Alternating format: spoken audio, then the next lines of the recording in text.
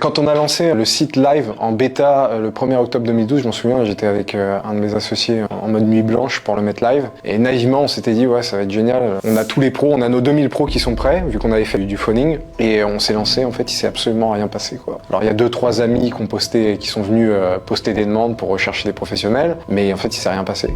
Et nous, naïvement, en termes d'acquisition de demandes, on s'était dit, il y a un truc qui peut bien fonctionner, c'est le porte-à-porte. Donc, c'est d'aller chez les gens et dire, hey, vous n'avez pas besoin d'un DJ aujourd'hui, vous n'avez pas besoin d'un plombier. Puis en fait, ça a été un flop. On n'avait pas le canal d'acquisition pour aller choper les demandes. On avait les professionnels, mais on n'avait pas les demandes. Et donc, quand on s'est lancé, en gros, il s'est rien passé.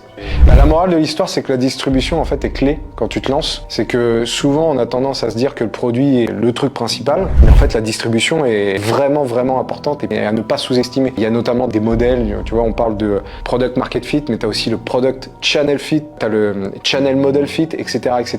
Et en fait, le product channel fit dit qu'il faut que tu arrives à faire un produit qui va s'adapter à un canal d'acquisition. Et nous, on avait sous-estimé la distribution parce qu'on venait de se lancer, on était first time entrepreneur. Donc pour nous, il fallait juste un produit et puis les gens, ils allaient venir, quoi. Et en fait, pas du tout. Donc on était allé chercher les professionnels, on les avait, les professionnels, on en avait 2000. Grâce à l'action de bourrinage, on avait 20 stagiaires qui appelaient comme des malades tous les jours. Par contre, on n'avait pas les demandeurs. Donc derrière, on s'est lancé, il s'est rien passé.